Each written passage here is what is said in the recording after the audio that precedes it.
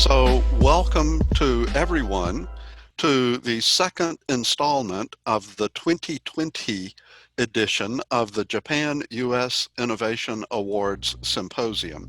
I'm Richard Dasher. I direct the U.S. Asia Technology Management Center at Stanford University. We're very happy to cooperate with the primary producer of the awards program, which is the Japan Society of Northern California. I'd like to mention that the awards program involves a number of smaller events throughout the year, things we call innovation salons, both now in Tokyo as well as in the San Francisco Bay Area. And so after we all stop doing things online, we hope that we can see you in person at some of our small events. Um, Last week, in the first installment of the symposium, we gave out the Sunbridge Emerging Leader Awards to some companies that are already starting to transform their industry or a major value chain. Specifically, the award recipients were Beyond Meat on the US side and Spiber on the Japan side. We also had a fascinating report by Kurt Kelty about 10 years of U.S.-Japan cooperation in innovation in battery technologies that centered around his time at Tesla Motors, which was the very first recipient of an Emerging Leader Award in our program. This is now the 10th year of our program, and Tesla won the award in the year 2011. This week, we're going to have the other part that's really the heart of the Innovation Awards, which is the Innovation Showcase. These are exceptional Japanese startup companies that we, meaning the organizers of the award, think will be especially interesting to Silicon Valley. I'd like to mention that the award process is led by an Innovation Advisory Council that is responsible for doing viral marketing to get nominations, which are open to the public, and also to do the process of due diligence and selection of award recipients and those who will be featured in the program. So we want to thank the Innovation Advisory Council, 45 people who are expert investors, entrepreneurs, and members of academia in Japan and in the Silicon Valley. Also want to thank our corporate sponsors, and we'll be hearing a little bit from the corporate sponsors a little bit later in the program today. Before we showcase our five exciting Japanese startup companies, I'm very happy that we were able to call on former ambassador to Japan, John Roos, to give us a keynote fireside chat for our program today. Ambassador Roos was U.S. ambassador to Japan from 2009 until 2013. He was a very consequential ambassador. He was the first U.S. ambassador to attend the memorial service at Hiroshima on the occasion of the bombing. He was responsible for bringing in a lot of the U.S. relief aid, for coordinating all U.S. relief aid after the big Tohoku earthquake. And one of the distinctive things from my standpoint about Ambassador Roos, he's the first and I think only U.S. ambassador in the history of our bilateral relations who is a Silicon Valley insider. Before becoming U.S. ambassador, John was the CEO of Wilson Sonsini, the law firm that really developed the startup practice in Silicon Valley.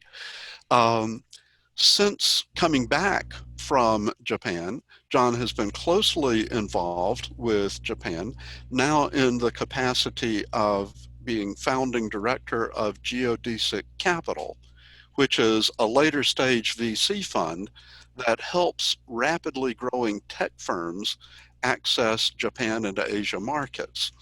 And he's also, if I get into reading all of his board positions and advisory positions, we'll be here until tomorrow. So I'll have to forego that.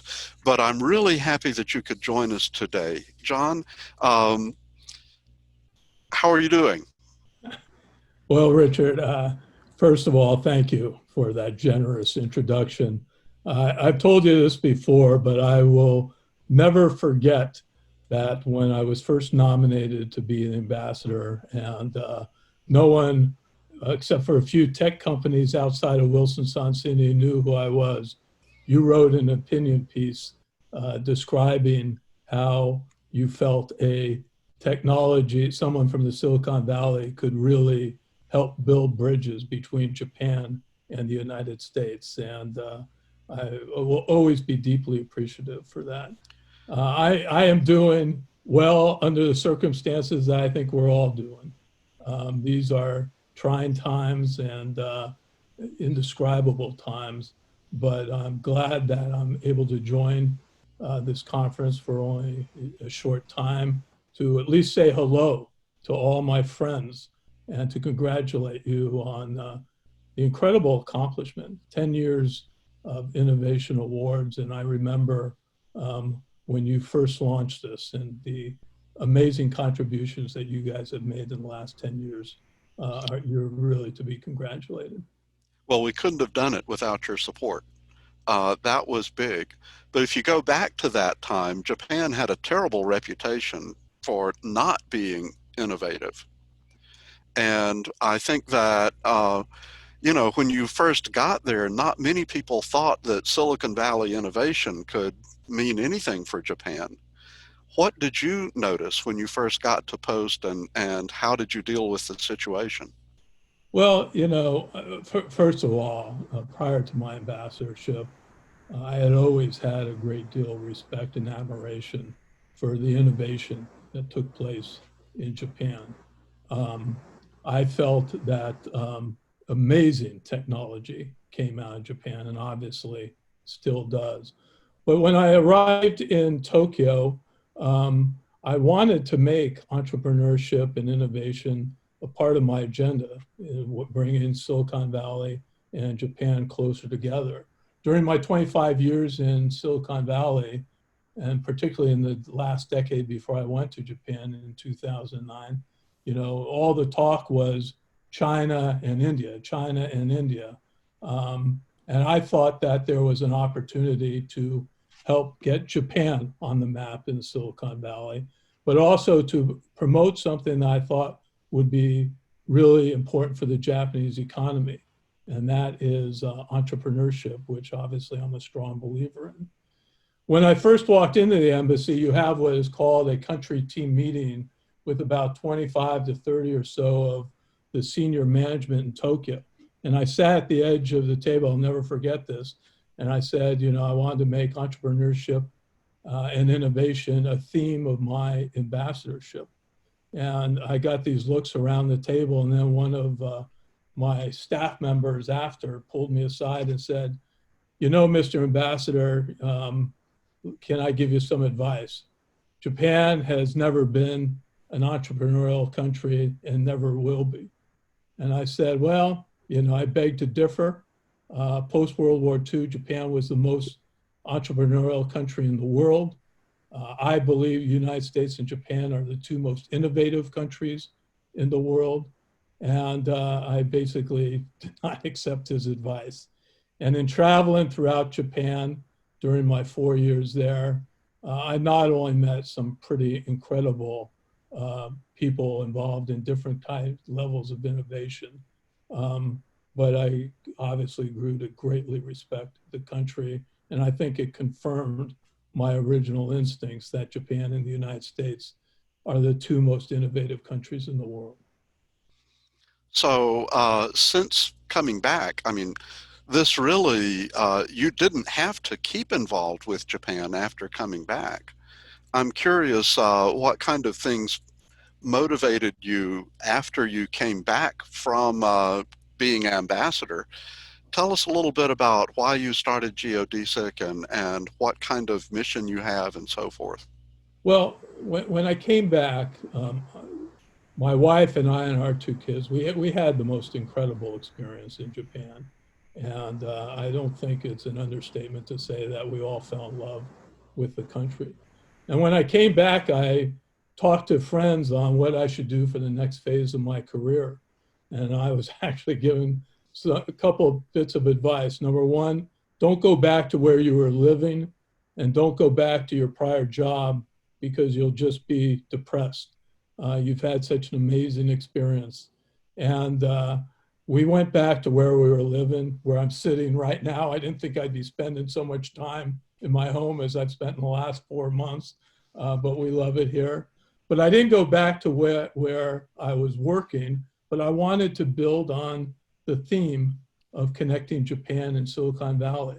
So everything I did was designed to build that bridge. And Mitsubishi, which I know is sponsoring this conference, became a partner of mine, and we viewed geodesic. We raised a venture capital fund together, and we saw the fact that we could together help drive digital transformation in our two countries by linking Silicon Valley and Japan. I also got involved in other activities, all with this overall theme of connecting Japan and Silicon Valley, including being an advisor to TRI, which is changing mobility as we know it.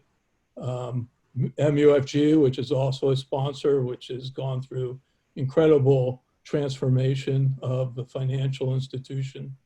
And then I've had the honor of serving on two boards that are obviously both well connected to Japan. Sony, which is an iconic Japanese corporation that was going through transformation in its own way, and Salesforce, which as I think everyone knows, is one of the iconic US companies that showed how to make it happen in Japan. So it all fit together, and I've been very fortunate in my career and personal life. And so that's hopefully will see me through the rest of my career. So in talking about the kind of innovation that you've been involved with and that you're seeing now, what do you think's really driving it? Are the Japanese companies really starting to change? What's going on? Yeah, I think, I mean, it's very interesting, the period we're in now.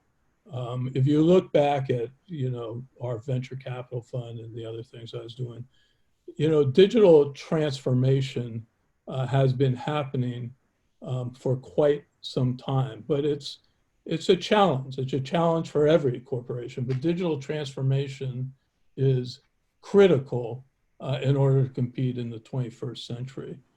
What's happened in the last 4 months, to tell you the truth, is an acceleration of digital transformation. It's interesting. I make presentations often, and I quote Mark Benioff, the CEO of Salesforce, who has been quoted as saying that, digital transformation has accelerated beyond anything we ever imagined because of the COVID situation. Satya Nadella, the CEO of Microsoft, has been espousing the same thing. I was just on a call a couple of days ago with a corporation that says digital transformation now is happening in dog years. What would take 8 years and 9 years or whatever is now happening in a couple of months. You see that happening with Japanese corporations as well. Just the fact that we are having this digital conference probably could not have happened just a year ago or several months ago. And so what we're doing is really spending our time trying to help not only corporations, but governments become digitally transformed. And once that infrastructure is in place that facilitates digital transformation, whether it's the cloud, IoT, 5G, computing power, et cetera, which all of these technologies are converging together all at once. I think you are going to, and we already are beginning to see, the transformation of industries. We're seeing the transformation of government. I just saw, I think last week, Prime Minister Abe has made it an imperative to accelerate the digital transformation of the Japanese government. If you look at healthcare, if you look at agriculture, if you look at transportation, mobility, across energy, I could go on and on. Because of this transformation that's taking place, what we're going to see is a very exciting period of new company formations and massive change taking place in virtually every industry.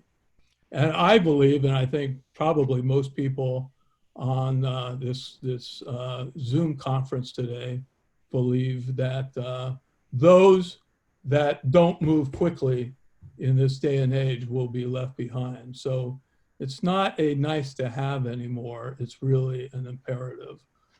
Let me just make one other comment in that regard. Rahm Emanuel, who many of you know, he was President Obama's chief of staff.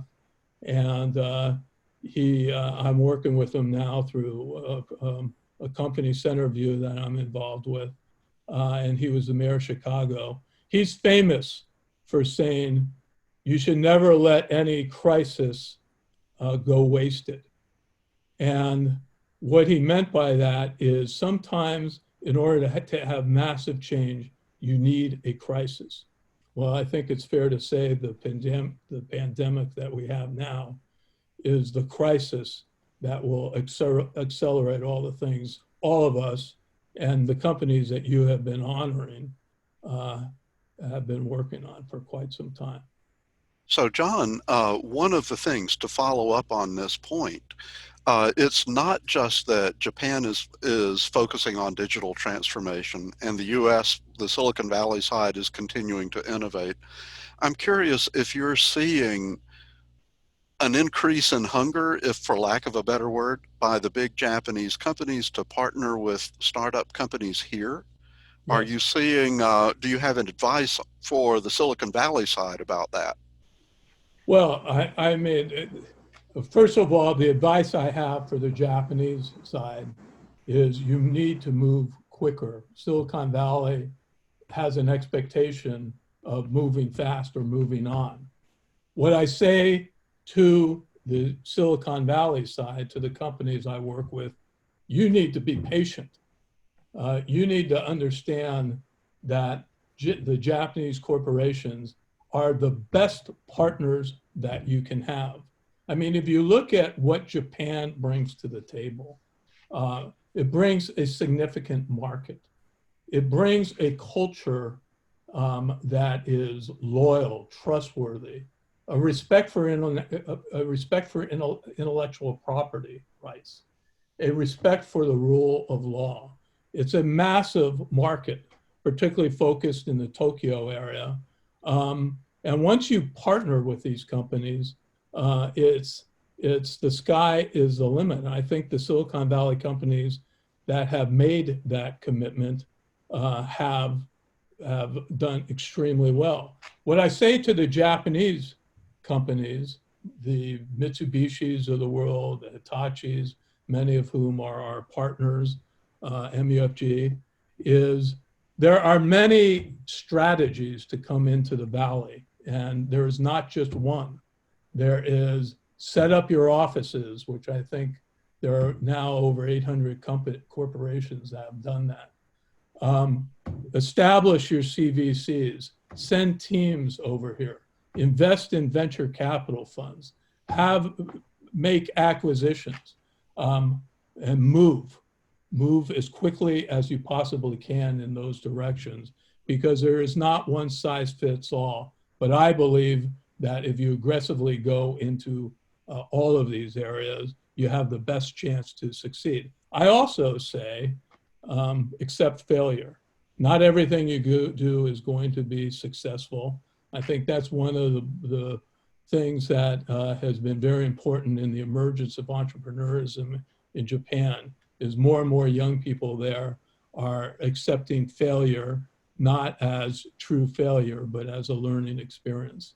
So there are many strategies, there's a lot going on. Both sides need to come together.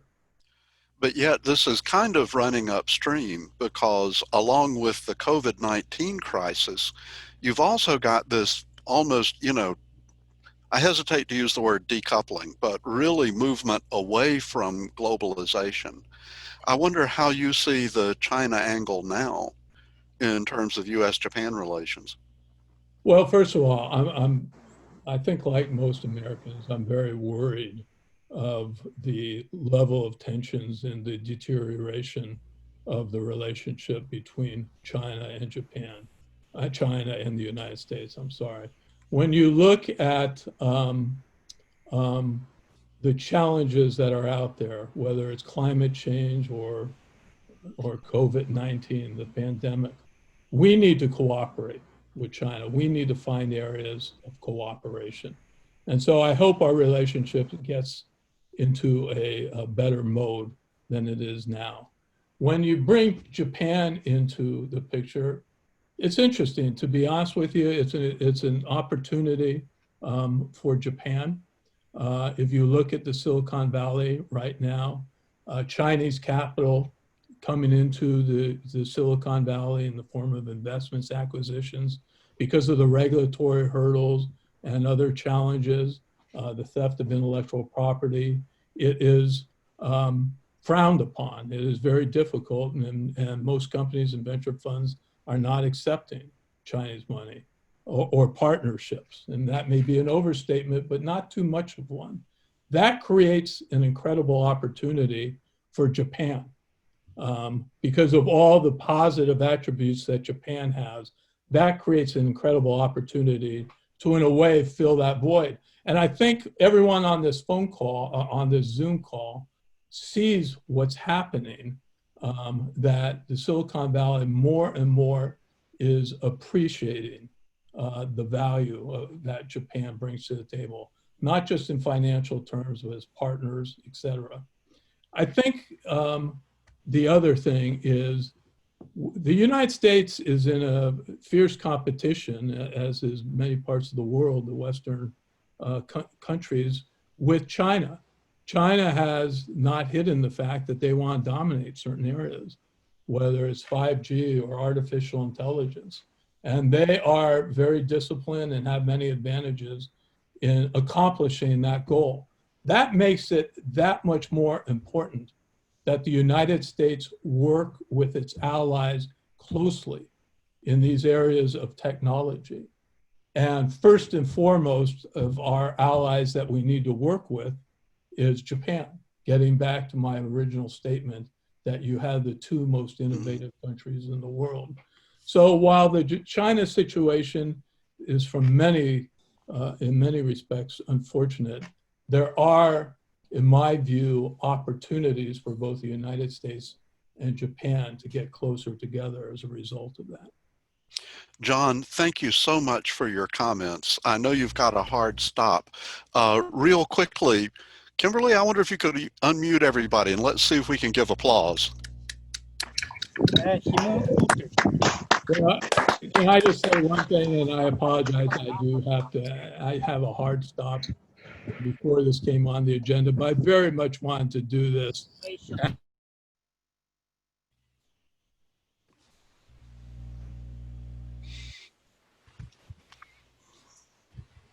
John, you've been muted by the host. Please unmute. See, this is the kind of thing that happens online. I have 1 or 2 minutes before I know you do.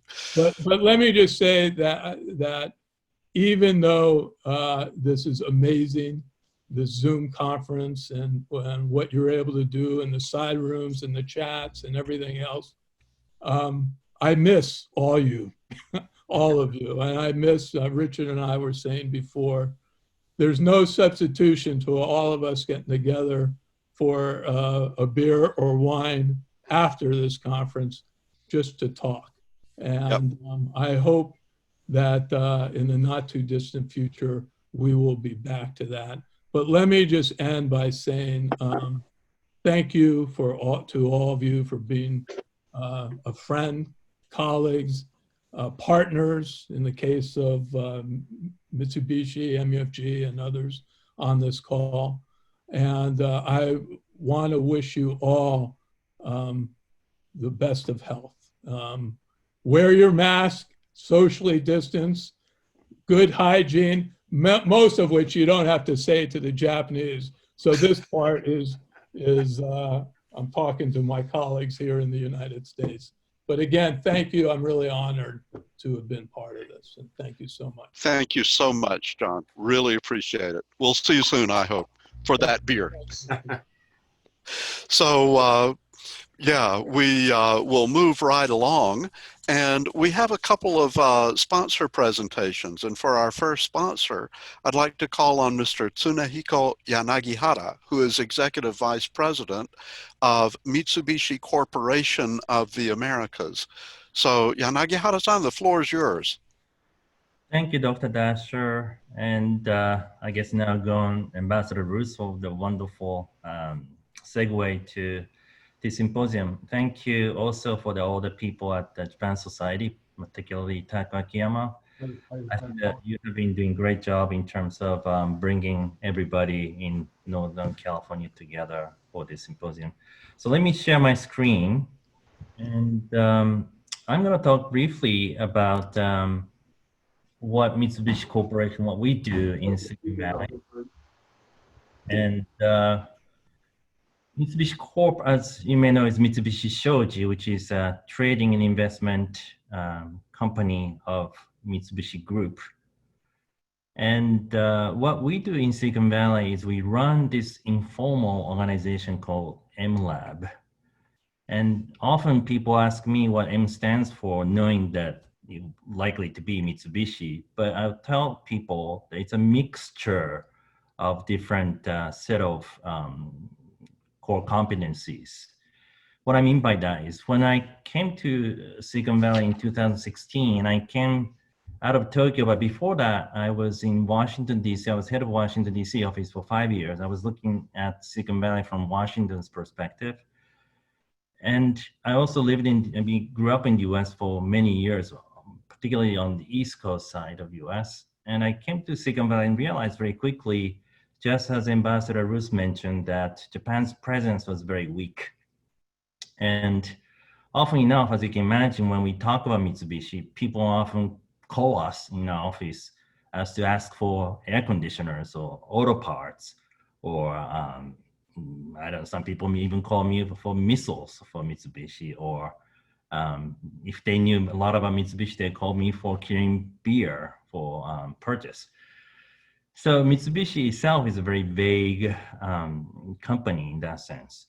So I decided it was not good enough for Mitsubishi to be alone in Silicon Valley, even though we had an office already, that we needed something more than an individual company, meaning that I would need something more Japan representation. So in good metaphor would be like a Japan food court of corporations for startups who come in to knock on our doors to be able to see different Mitsubishi and non-Mitsubishi companies. And therefore, that's how the notion began in 2016. And now we have these MLab companies within our office in Silicon Valley. One or more people are represented, namely people from Tokyo Marine, very prominent Japanese insurer out of Tokyo, ENEOS, Japan's largest oil and energy-related company, Fujifilm, even though it's not a Mitsubishi Group company, it's a very innovative, moving away from film and visual aspects to healthcare. Asahikaze, a very interesting materials company who are involved in not just materials, but also in healthcare and other automotive sectors. Mitsubishi Motors, as you know, it's a Mitsubishi's auto company, and electric, and Kirin, and MEFT. Intech is a system integrator in Japan, very well known, and NYK is a shipping company. And now we have Japan Post, Japan's post service, now focusing on a number of different logistics projects. So we have these companies within our office, meaning that we have that Japan presentation. And then within Mitsubishi Corp, we have 10 different verticals, business verticals represented, from upstream business of natural gas to raw materials down to chemicals, to automobiles, to machinery, down to food, to retail. Retail meaning we have Lawson as a big partner in Japan. So these are the sort of the grouping that we have set up in Silicon Valley, focusing upon obviously business development and also educational part, how to be more innovative, just as Ambassador Ruth mentioned, how Japan needs to be more innovative. We teach and we learn from Silicon Valley in that aspect, particularly from Stanford and cars at Stanford and Berkeley and so forth. We utilize their programs and their teachings. And then we also try to get ahead of ourselves by looking at the future in terms of what's the trend look like, how are technologies developing. And then obviously we have a big partnership with Geodesic Capital, where John Roos heads. And we have Fogarty Institute partnership with healthcare, 500 Startups, a big partner of us, IFTF, and Strategic Business Insights and so forth. So we have these sort of surroundings, as people know, it's the ecosystem. And that has been quite successful. And next page, I'll tap up onto exactly what we do specifically as an example. But as a result of our success in Silicon Valley, we have now expanded this concept into our Boston office. And traditionally, our Boston office is very small, focusing upon one particular business unit. But now we have expanded Boston office and relocated ourselves to downtown, innovative section of downtown Boston. And we have now these companies as part of MLab. So this concept, as a Japan representation to the ecosystem, has been working quite well. What do we do as an example? We run a number of project and business development acceleration programs. And this happens to be a picture of one of the sessions from our acceleration programs in mobility area. Mobility does include logistics as well. So this is trying to find ourselves in this scenario. As you can see, we have people representing from Mitsubishi Motors, Tokyo Marine, Mitsubishi Electric, and through television, we have the Asahi Kasei. And then we have our own people from logistics and power solutions. And NAOS is represented, and our materials company, the Metal One, is represented. So these people are trying to figure out what kind of sort of pain points and what kind of solutions we'd like to come up with for our market. Often the market target is Japan or Asia for the aspect. And then once we define that kind of goal, then we bring a different stage to the table, meaning that we would bring a number of startups to introduce their technology and solutions to us, and then we try to combine them.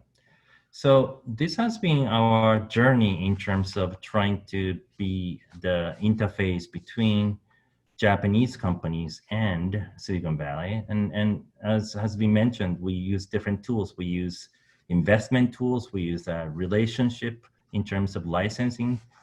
We have different agreements of marketing for some of the startups and so forth. So all the means and all the tools possible, we've been experimenting and using. But finally, as I'd like to say is that this positioning of MLab is definitely not independent of Japan. We try to be a Dejima concept, so to speak, from the AWS. Dejima was a station for the Dutch merchants to exchange and sell their number of products to the Japanese warlords back in the old days. But that's the sort of idea, is to try to become the part of that. Japanese. That's great. Yanagihara-san, you will be hosting a breakout room in our networking reception after the plenary is over. So for everybody in the audience, if you're interested in joining the breakout room with Mr. Yanagihara, please contact Ms. Kimberly Williams. And I'm just putting her into chat right now so that you can contact her. to see if there's space in the room. It is very limited space in each of our breakout rooms, but this would be a way to talk more with Yanagihara-san. Thank you very much. Certainly, thank you. And thanks for your sponsorship. It was great that you would provide this support. We have one more sponsor presentation right now, and that is by Pegasus Technology Ventures.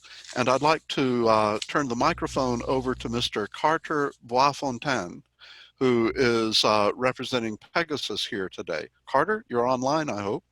Yep, I'm right here. Thanks so much, Dr. Dasher. Great.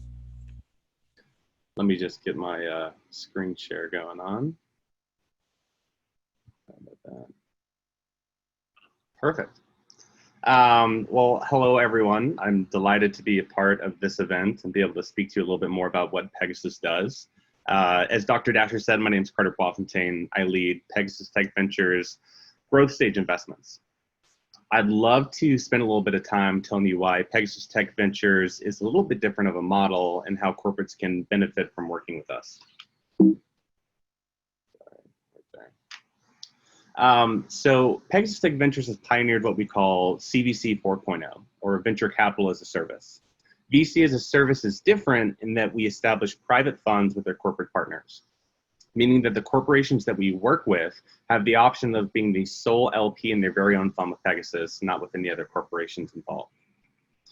When we partner with the corporation, we connect them to the worldwide ecosystem of startups from Silicon Valley to Southeast Asia to Japan and other geographies that we invest in. And not only do we source exciting investment opportunities that promise a strong return, but we also facilitate these strategic relationships between startups, building new technologies, and our corporate network of 35. In many ways, we serve as our partners' eyes and ears in Silicon Valley to help their business stay ahead of the curve of innovation as we've been discussing today. To briefly touch on the scale Pegasus has achieved today, we manage about $1.5 billion USD across 26 separate funds that are all actively managed in parallel. We've made over 180 investments and have realized 40 exits through either IPO or M&A. Finally, the statistic we are perhaps most proud of is that we have facilitated well over 100 business collaborations, be that a POC or some other manner of a relationship between top-tier startups and that corporate network of 35. Of course, I'd also like to spend a moment highlighting our corporate network and who some of these partners are. As mentioned, we have 35 partners, 22 of which are actually headquartered in Japan. First, I'd like to highlight Aishin Seiki, which is, of course, a Toyota subsidiary and a Fortune 500 company. Aishin has a $50 million private fund with us, which was established in 2018. With Aishin, we facilitated over 40 business collaborations with leading startups, mainly in the fields of autonomous driving, IoT, and artificial intelligence. Second, I'd like to point out Sojitsu, which is in the top right, to the right of Aishin. They've established a $30 million private fund with us, and they actually have members sitting in the office with us in Silicon Valley in our headquarters every single day. Just in the last year, we facilitated over 35 business collaborations or POCs with Sojitsu and startups. And then third, I'd love to point out Asahi Broadcasting Company, which has established a fund with us that's somewhat newer, which is targeted to invest $200 million. The next, I'd imagine it would be helpful to highlight some of our investments to date. First, I'll highlight the growth investments, which is what I'm primarily in charge of. With our corporate partners, we've invested in some of the largest and most successful startups around the world. In the USA, we invested $21.5 million into SpaceX. And we also made an investment of $35 million into Quibi, which has certainly made a lot of press recently. For those that don't know Quibi, it's a company backed by Disney, Google, and Facebook. They offer a Netflix-like product that's designed for the mobile phone because we're seeing a lot of powerful trends towards mobile and geographies all over the world. And we've led other exciting deals in the companies like Airbnb as well. In Southeast Asia in particular, we're shareholders in Gojek, which is Indonesia's largest startup with a valuation over $10 billion. In Japan, we've realized over 7 IPOs in the last 4 years. We've found some success with some pre-IPO investing as well. It's also worth mentioning that some of the deals that we do are highly technical investments spanning across quantum computing or artificial intelligence. For example, we're an investor in Rigetti, which you can see on here toward the bottom in the USA. which is perhaps the most famous quantum computing company. And we've also led a few AI platform investments that make implementing AI solutions very easy for corporations, such as H2O AI or Element AI. And another thing that makes Pegasus stand out that's a bit unique about us is the Startup World Cup, which is the largest pitch competition in the world that is held in over 60 countries. In each of these countries, we host what we call semifinals, where startups compete and pitch to become the champion of their country and come to Silicon Valley to pitch in front of some of the top VCs in Silicon Valley, all for a $1 million prize. And it's a massive deal sourcing pipeline as well that no other VC firm has really anything similar to, that can connect us to over 100,000 startups, all said and done throughout the entire funnel of the whole year. And it also connects to startups from all over the world, from many countries. And then just to highlight some of the places we stopped in Singapore, Brazil, South Africa, Japan, of course, Canada, Poland, and many, many more. And then the sort of final point I want to drive home is the last benefit that corporations can realize from working with us is that we're very proactive about educating our corporate partners and how to think like venture capitalists, identify important technology trends, and make wise startup investments in general. We actually offer training to our corporate partners where they can send a team member to work with us side by side in our Silicon Valley office. We offer flexible durations, including just a single week, 6 months, or a full-blown 3-year program. And we also offer this in our Japan office as well. And then briefly, just to share some of the topics, I won't spend too long here, but the course material covers the whole gamut from investment strategies, how to conduct startup diligence, forming POCs, proof of concepts, or other sort of short-term relationships or long-term relationships. And in this coursework, we actually take you to see startup offices as well, and meet some founders and sort of begin to establish those relationships. Again, thanks for your time. I'm delighted to sort of share a little bit more about Pegasus today with you all.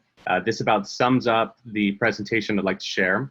If you have any more questions about Pegasus or any interest in exploring how we can help your business stay ahead of the innovation curve or take advantage of new technologies, you can feel free to contact me. Simple email, just carter@pegasusventures.com. Alternatively, you can contact my colleague, Kojima-san, if Japanese is your preferred language. His email is also simply just kojima@pegasusventures.com. Thanks, everyone. Carter, thanks very much. And Pegasus Technology Ventures is going to also host a breakout room during the networking reception. And I understand that your colleague, Mr. Kojima, is going to run that particular discussion in that room in Japanese language. So again, if anybody is interested in trying to sign up for that particular room, send a chat to Ms. Kimberly Williams. This has gone through the chat just a few minutes ago, so please send a note to Kimberly. We're running just a little bit behind schedule, so we will take a 10-minute break now. It is 5:16 in California, 9:16 in Japan, and so we will resume at 5:26 in California or 9:26 in Japan. Have a good break, everybody.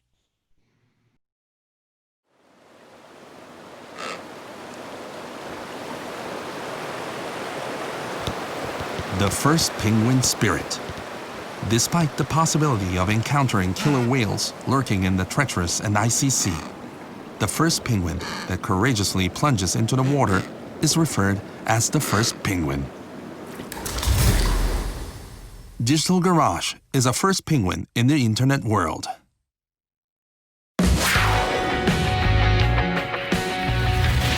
In 1994, we created Japan's first personal homepage. In 2000, we launched the first convenience store-based payment system. In 2005, we played a major role in Kakaku.com's listing on the Tokyo Stock Exchange. In 2008, we formed a capital and business partnership with Twitter and supported its localization in Japan. In 2010, we established Open Network Lab, Japan's first seed accelerator program that supports entrepreneurs. In 2013, we opened DG717, an incubation center in downtown San Francisco. And in 2016, we established DG Lab, an open innovation-based R&D organization.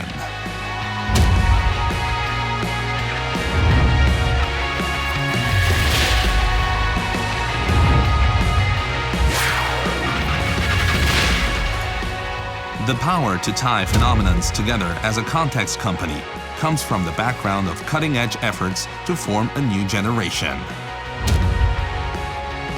Real and cyber, local and international, marketing and technology, present and future. We have been generating new values by connecting different cultures and ideas.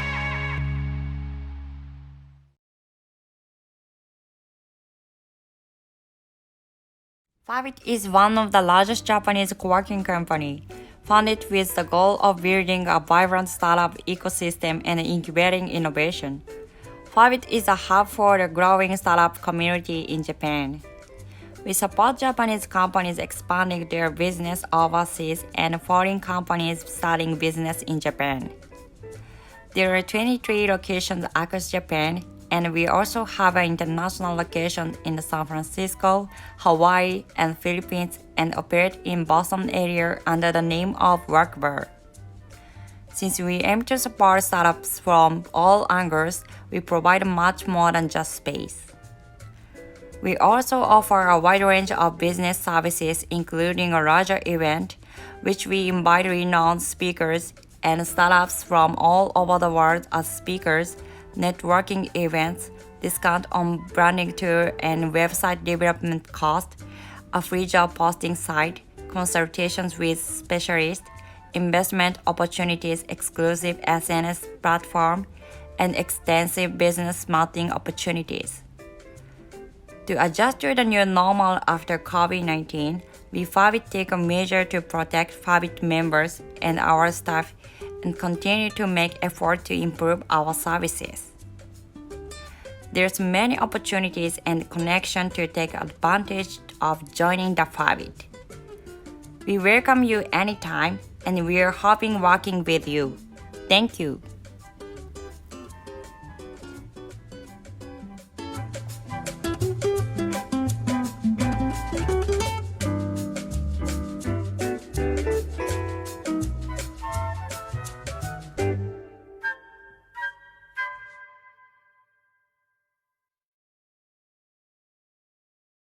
The JIP program starts with a 2-week boot camp in Tokyo, where we bring top mentors from Silicon Valley over to have private mentoring and pitch training.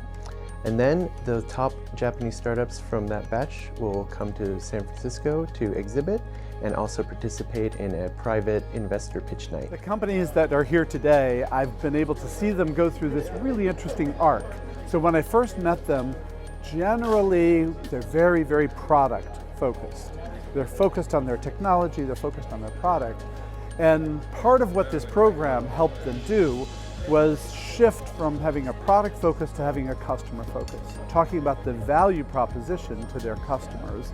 And that's a big shift that it's important for a lot of entrepreneurs to go through. Before bootcamp, we didn't have any concrete image of the US market, but after the lectures regarding the US markets, especially their customs and cultures of the United States market, we got a kind of their overview of how we can expand our business in the States. It gave us a confidence. For myself, having spent so many years watching good ideas go from the original inception all the way through the product development process and ultimately into the hands of customers, it gives me a very unique perspective in terms of what makes a good idea and how to best craft that idea into a successful product. I think that my experience having worked with Jetro, US Market Access, and Empath, the team that I've been supporting, has actually been extremely rewarding. I hope also for them as well. I'm a corporate investor, so I have a very narrow focus, but I still appreciated that the companies that were brought here, even if they're not directly related to my business, I still learned something from each of them, and they clearly know what they're doing. It was incredibly exciting to see some of these great businesses from Japan come out, explain their story, and tell us how they're going to rule the world with the great startup ideas. Well, welcome back, everyone. We're going to continue with our innovation showcase at this time. So I'm very happy that we have 5 really exceptional Japanese startup companies that are built around exciting innovations that our Innovation Advisory Council has judged to have very strong possibilities for becoming world-changing companies in the future. Several of our showcase companies in past years have come back as emerging leaders. In fact, our emerging leader winner this year, Spiber, was a showcase company a few years ago. So we think that we have a real treat for you today. We rely a great deal on colleagues in Japan to help us make this showcase happen.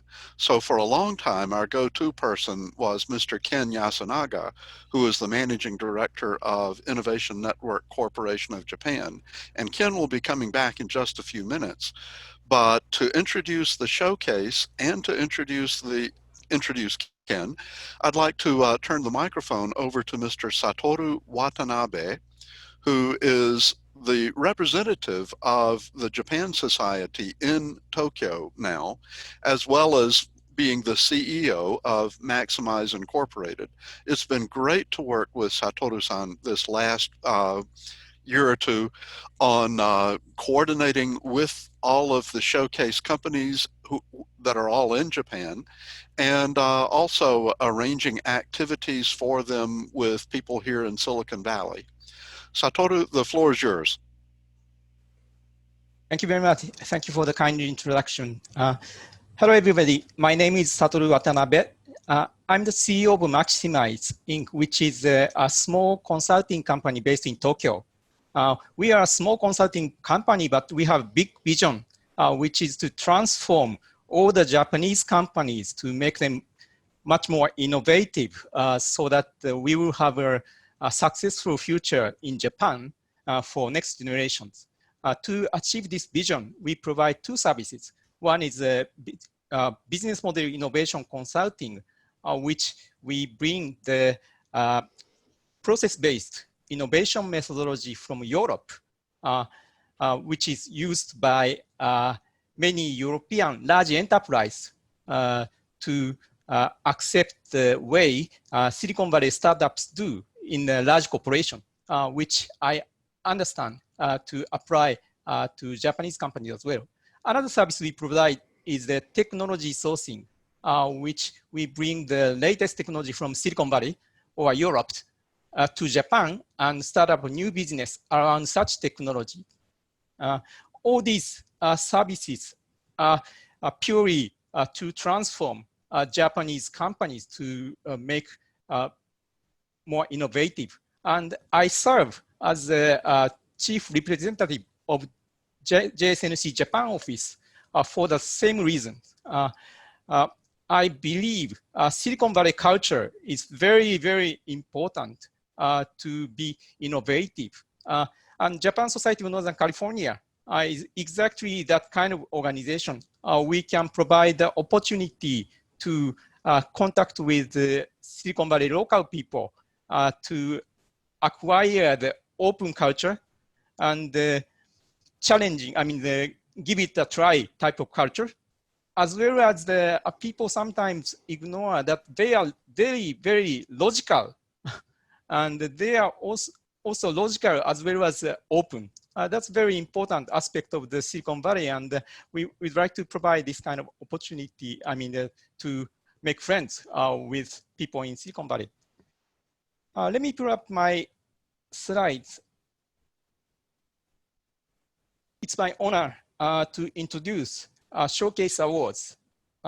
Showcase Awards are for startups, Japanese startups with exciting technology or eye-opening business model, which has a good potential to disrupt the market or transform the industry. This year, we have 5 Showcase awardees. These 5 Showcase companies this year are very special in a sense that they are not pursuing the business success, but also pursuing the social welfare. I understand, I'm a little afraid that chasing after two goals are sometimes very challenging and risky because you tend to lose focus. However, there are some good examples, like baseball player Shohei Ohtani. When you achieve two goals, then you can bring the very big impact to Major League, like Mr. Shohei Ohtani has done.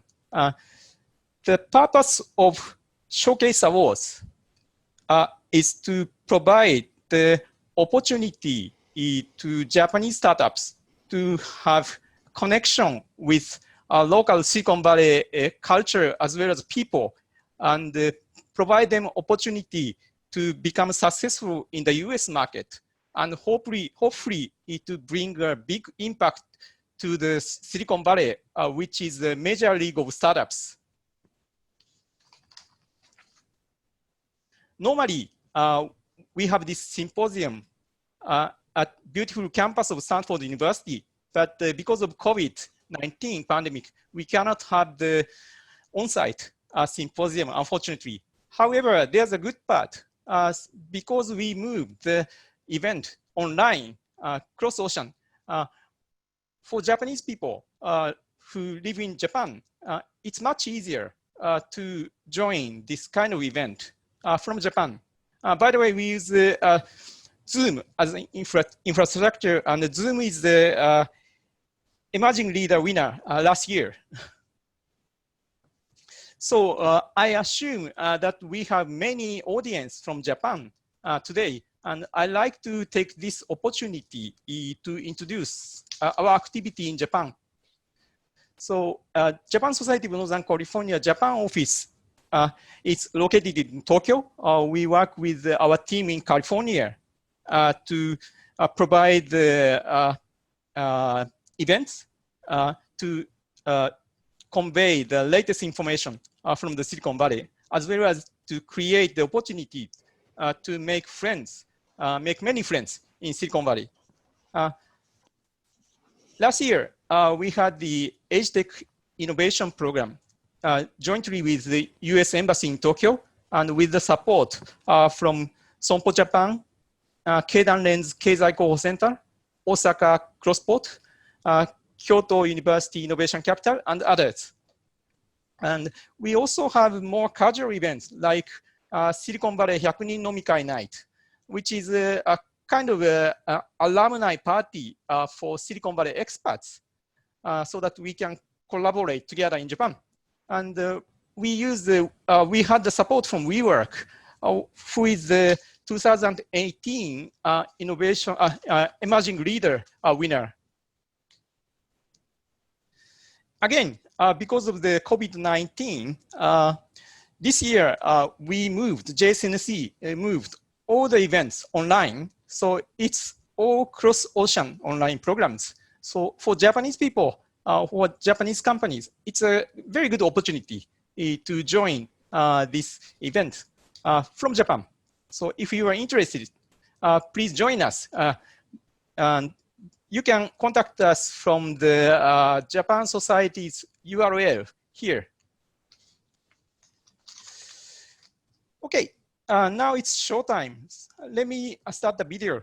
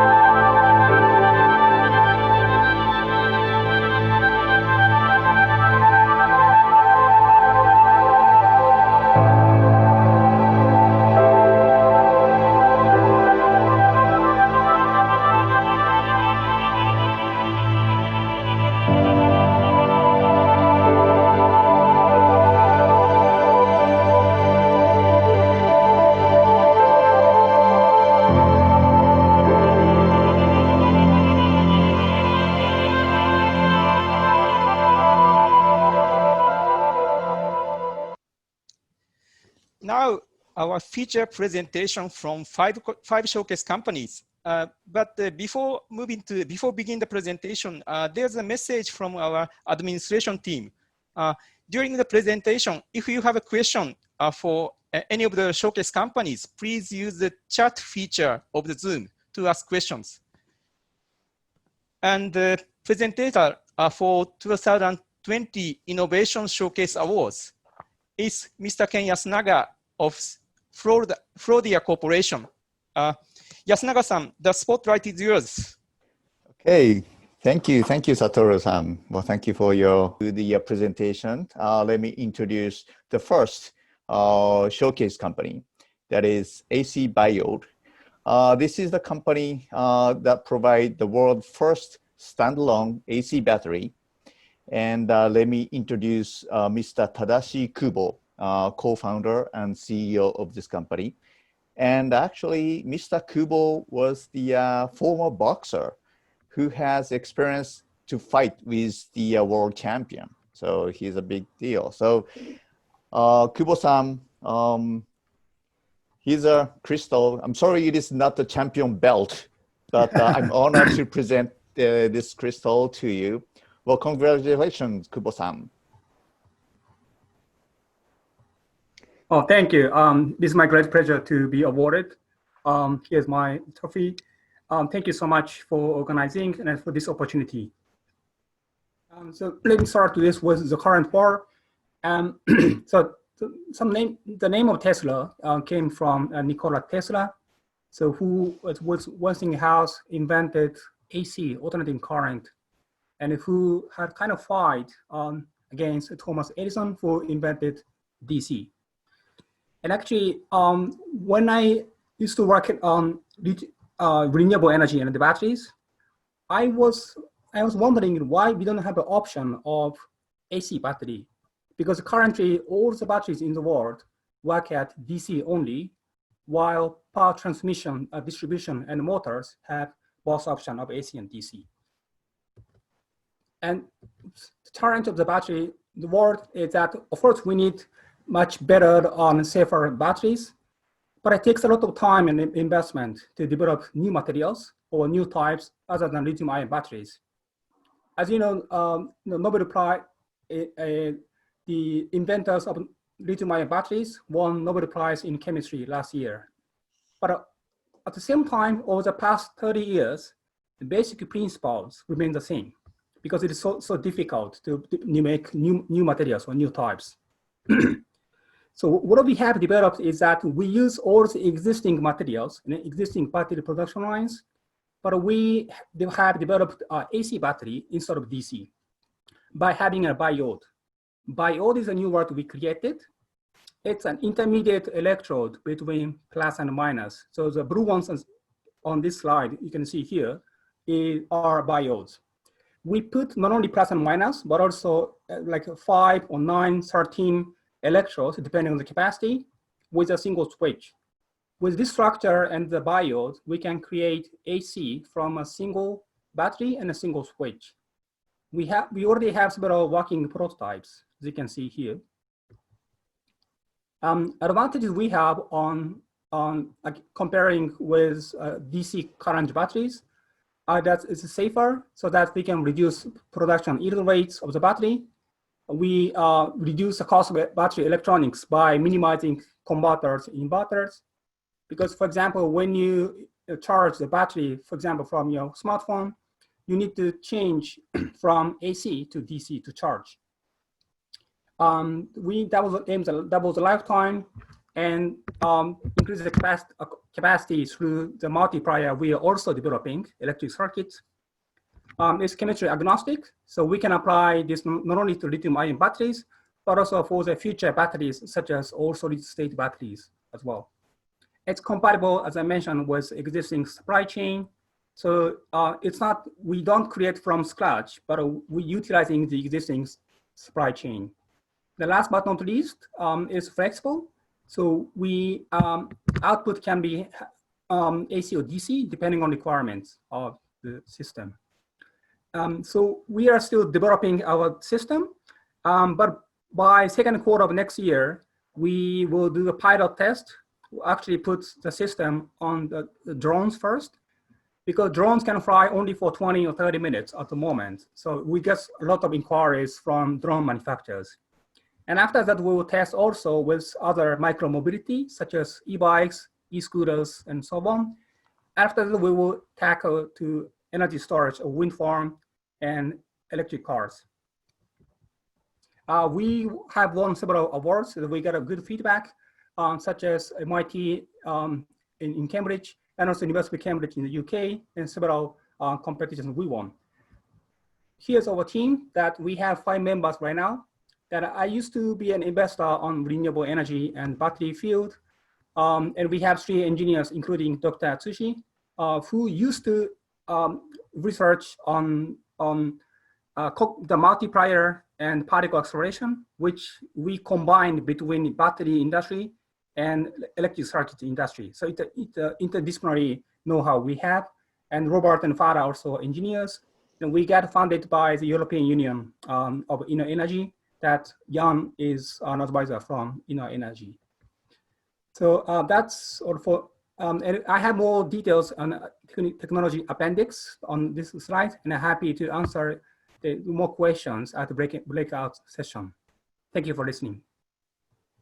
Okay, thank you. A big applause for the Mr. Kubo, please. All right. Do you think you have time to a couple questions? I also like to welcome from the audience. But while doing that, let me ask 1 or 2 questions. Hey, Kubo-san, I saw the some of the people from the University of Cambridge, as the founders.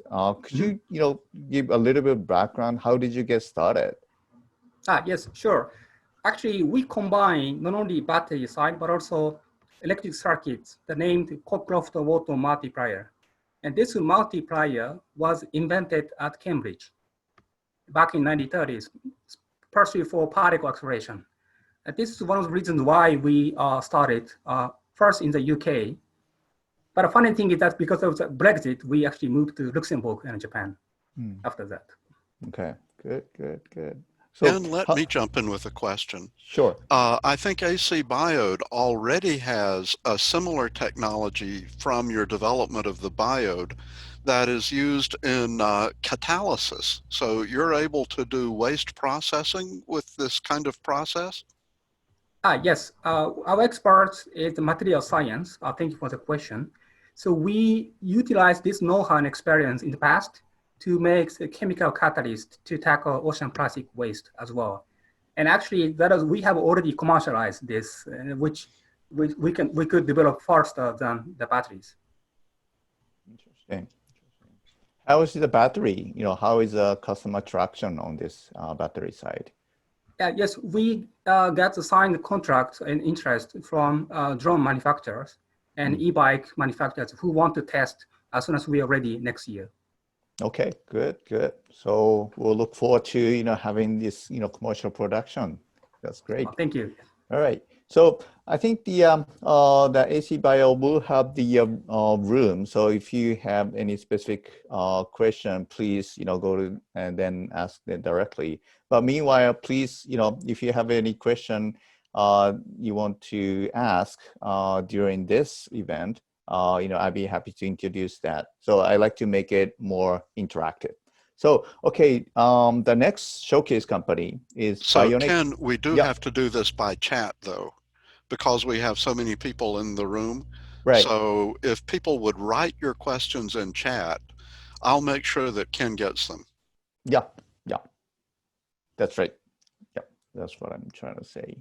So, okay, so the Bionic M, this is the powered prosthetic leg company.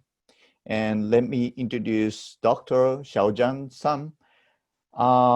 He is the CEO and founder and the user of this product. So, I like to, it's very interesting story. His story is very interesting. So let me congratulate Dr. Sun. He is a crystal. Congratulations. Thank you so much. Okay. Thank you so much. Song-san, yeah, floor is yours. Yes, Michael. Yeah. Okay. Let me share my. It's very great honor and pleasure to be here and select as a showcase company. I'm Xiaojun, the founder and CEO of the Bionic M. We are a startup from Tokyo University. We are building the prosthesis for handicapped people. So let me start my presentation with one question. What do you know what's the meaning of these two numbers? Maybe it's a little bit difficult to answer this question. So let me give you an answer. At the left, 54% means 54% of amputee lost their leg due to the vascular disease in the US. 30 means so every 30 seconds, a person lose their leg because of the vascular disease such as diabetes. So every day, every second, some people is losing their leg because of this disease. So after amputation, the people have to wear the prosthesis. Currently, most of the users are wearing this kind of the prosthesis. It's very difficult to climb up stairs because 99% of the prosthesis leg is non-powered, which means there's low power inside of the prosthesis. Because of low power, the user have to get many troubles in their daily life. For example, as I mentioned, it's very difficult to go upstairs. Besides, they have to drive the prosthesis by their own power. So it's very easy to get some physical pain on their body. Besides, it's very easy to get leg bargaining, and then it's very easy to fall down. So the user must be very careful when they walk every day. Why do I know this? In fact, because I'm the user of the prosthesis. I was born in China. I got my right leg amputated when I was 9 years old. It was difficult for me to afford a prosthesis, so I worked with a crutch for 15 years. 10 years ago, I came to Japan as an exchange student, and then I got my first prosthesis. It was great for me to get my to wear prosthesis because my both hands can get free. After I use the prosthesis a lot, I found there are many issues of current products. I'm an engineer, so I was wondering, could I design better prosthesis for myself and for other people? So I quit my job from Sony and then came to Tokyo University as a PhD student. I have done this research in university for several years, and then I got my degree in 2018, and then I built this company. So that's the reason we are doing this. Currently, we are building the powered prosthesis by fusing robotics technology and the human body. We have two products for different users. The left one is for above the amputee. The right one is for below the amputee. So what's the difference with the traditional prosthesis? So in traditional prosthesis, users have to stand up with their sound leg. In our prosthesis, the user can stand up with our powered prosthesis, so they can stand up much more easily and naturally. As I mentioned, it's very easy to fall down because of the backing with traditional prosthesis. In our prosthesis, the user this situation can be sensed by many sensors inside of the prosthesis, so they can hold the user's body with the power, so the user can be much more safe and much more so they can walk with much more without worrying falling down. Besides, there are many sensors inside of prosthesis, so this sensor can collect the user's walking data, and then the data can be learned by our AI. So it can adjust it to be adapt to each user's walking style, and then it can keep on evolving. So we started this research from 2015, and then we have involved many prototypes. Right now, we will commercialize our products at the end of this year. What's the competition of our products? So it's much more cheaper and much more lightweight compared with the poly, the only one commercialized powered processes. Besides, once the battery runs out, it can still be used. So that's a big difference with the current powered processes. This is our business model. We are developing and sell our standard module, the D joint and ankle joint, to the hospital, prosthesis workshop, and then they will customize the prosthesis and then sell this leg to the end user. We will start to sell our prosthesis in Japan and in China at first, and then in the future, we will go to US market and then Europe market. This is our partnership. We have a headquarters in Japan and we have an office in China. So we are doing this business in Japan and in China together. This is some awards we got in past. For example, the Southwest Interactive Innovation Award. This is our funding situation. We got the seed round investment last year. In this month, we have closed Series A fundraising. This is our team. Most of our members come from big companies in Japan. They have much experience in product design, mass production, and quality. So we have in confidence to make this product commercialized. This is the vision of our company. We are trying to power mobility for all the people, including handicapped and non-handicapped. Currently, we focus on prosthesis for handicapped. In the future, we want to apply this technology to develop some device for the non-handicapped. That's all. Thank you so much for your listening. Thank you very much, Xiaojian, and yeah, big applause to Xiaojian, please. All right, so I think this, let me ask one question. There's also the similar question from the audience, about the competitions. I think there's some of the, you have a differentiation factor, which is the weight and also battery and the cost. But in this world, you have to have some good differentiation factor that you have you can create some entrance barrier from the incumbent and also the new one.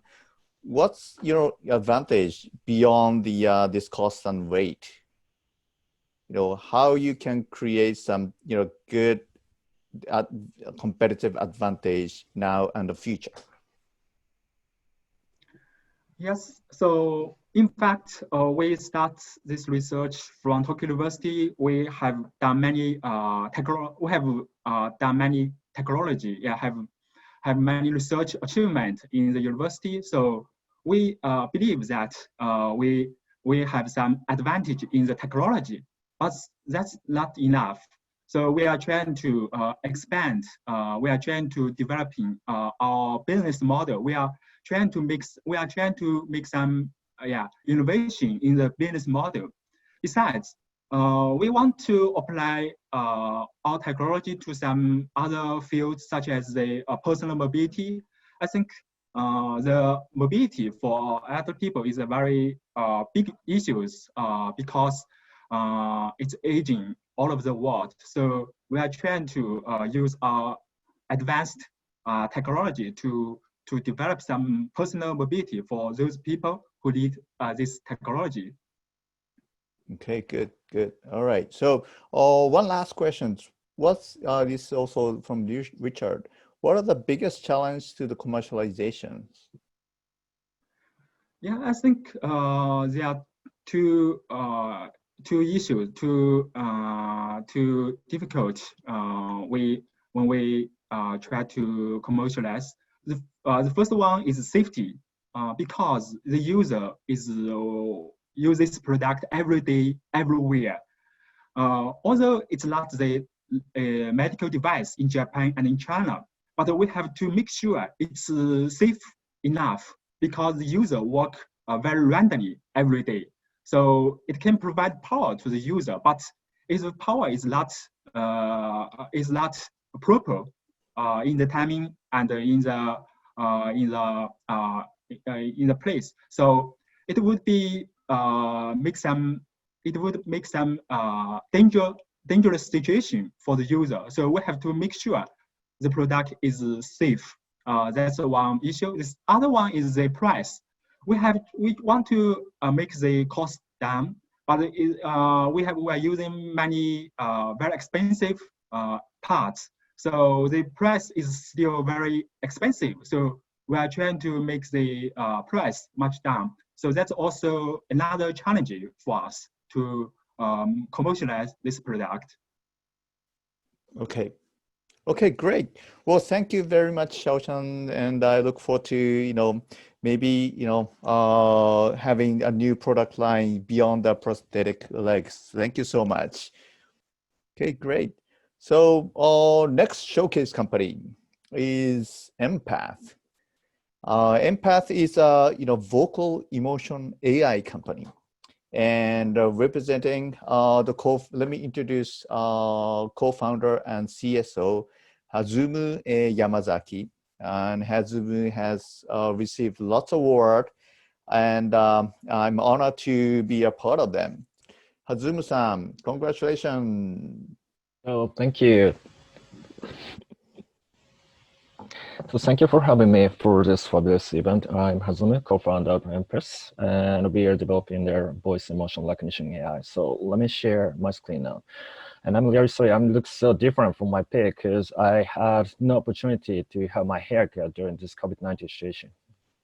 So let me start my presentation. So we are Empath. We develop vocal emotion AI, which can identify emotion from the voice in real time, regardless of the language. And we can identify 4 emotions, including joy, calm, anger, and sorrow. But without further ado, let me show you a live demo of our emotion recognition technology.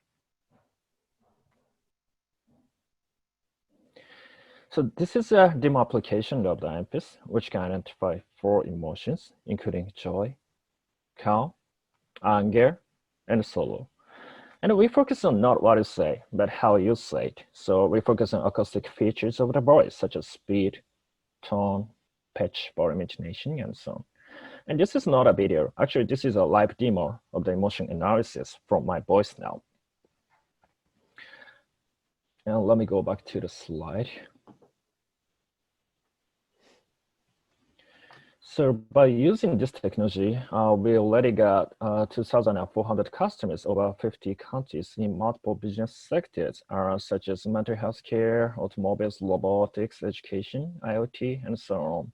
And we achieved about $1 million annual revenue now. But as I will later introduce some of the use cases, we are now mainly focused on the contact center as our primary market. And we have global status. We won about 10 international pitch competitions, so far, which means now the global market admits the value of our technology. And we are also accepted by our global accelerators such as Google Launchpad, Launchpad, and Plug and Play. And we closed our Series A round a couple of years ago with $3 million mainly from SoftBank investment. And the team is mainly comprised of talented AI researchers with international background, including Shio Takahide, who is the inventor of the Empath technology, and myself, Hazumu, is mainly in charge of global business development. And we have Sarah as a chief data scientist, who is a specialist of their voice emotion recognition technology. And we also have a staff from Holland, who is a specialist of the facial emotion recognition technology, because we are trying to make a multimodal emotion analysis platform. And we also get a lot of support from the international student as an internship, for instance, from the United States, UK, and Canada, from the prestigious universities such as Columbia, University of Toronto, and UCL, for instance. And now let me introduce our main target market, which is contact center. So we focus on improving the customer satisfaction. So the problem we are tackling with is that call center cannot objectively and effectively evaluate their customer satisfaction. How come? Because they're still using a questionnaire and the response rate from their customer is from 1 to 3%. And some of the contact centers are listening to all the call data, but it really costs the time and human resources. And so how can we solve this problem? So we developed new algorithm, which not only detect emotional state, but also automatically identify customer satisfaction from the voice data in the contact center, and which succeeded in lowering labor cost and improving the customer satisfaction. So we launched our new product, which does not only detect emotion, but customer satisfaction based on the acoustic features, especially for the contact centers. And we launched this new app in the beginning of March 2020. And though we are now facing the COVID-19 situation, we already got about 1,000 seats of the customers. And our business model is pretty simple. It is based on a subscription model per seat and per year for the software license model.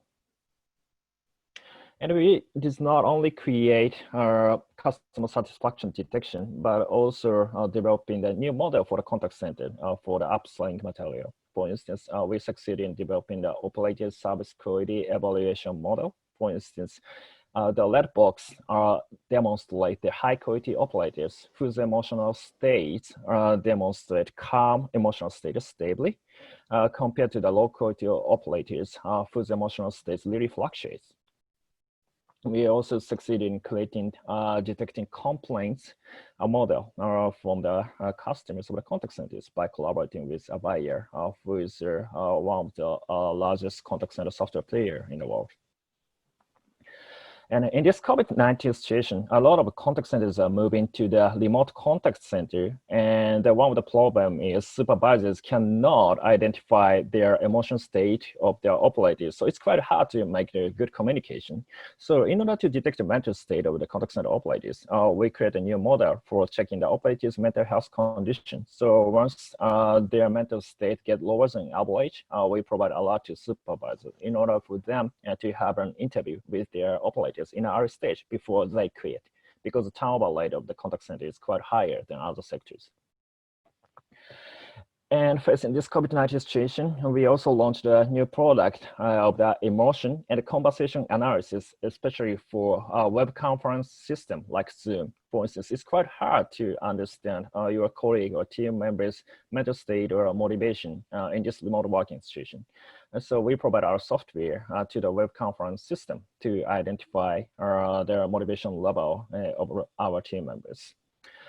And we are now looking for the investors who are interested in investing us, because we are now open to our Series B round, and we are also looking for the global partners who could collaborate with us, especially in the field of the contact centers. So thank you for your attention. Thank you very much, Hazumu-san. A big applause to Hazumu-san. Right. A couple questions. I mean, emotion is very hard to quantify. How do you gauge those emotion, and how do you assure that that is the accuracy of the emotions? This is a great question. Actually, we are collecting a lot of voice data by providing our web API for free, and in exchange of the gathering the voice data from the developers all over the world. And then we put annotation by multiple listeners. We usually prepare about 12 listeners, and if all the annotation are the same, we define it as a collect data. So we use a kind of their cross validation by multiple evaluators. And especially for each language, we prepare for the native speakers in order to put annotation for each voice data set. So that, as you started to commercialize, your accuracy getting better and better. Sure, especially we are focused on the specific context, which is a contact center, because it's quite hard to detect emotion in the kind of their universal context. We achieved about 80% accuracy in the universal context. However, when it comes to the contact center, our accuracy is much better because we have the contact center data pool set. So it totally depends on the context and how we make optimization based on the machine learning. for each Okay. process. Yeah, that's great. And I also have a, some question from the audience. This is interesting one. What are the 4 emotions they can identify? And can empaths recognize irony or cynicism? So actually it happens when we collaborate with natural language processing technology. For instance, when we use NLP, when people say thank you or arigatou gozaimasu, NLP technology define it as positive. But by collaborating with the technology, sometimes we could find that whenever people said, when customers say thank you, sometimes we detect anger and frustration. In that sense, we could say, we could find some irony from the customers in the contact center context, for instance. This is interesting. That's great. Well, thank you very much, Hazumu-san. And it was a great presentation. Thank you so much for having me. All right. Okay. So the next showcase company is Muska. This is the biomass recycling system, and we get to see what the housefly can do for our society. And representing, let me introduce Mr. Masa Ando, who is a co-CEO and the director of the company. So I think there was also the CEO, Ayano Ryugo-san. We get to see some of her video, I guess. So here's the crystal. Congratulations, Ando-san. Thank you very much, Mr. Yasunaga. Let me pull up my slide. Okay, good afternoon, everyone. Thank you, Mr. Yasunaga again. I'm Masa Ando. I'd like to begin with a short message video from our CEO, Ayano Ryugo. She's not able to join us today.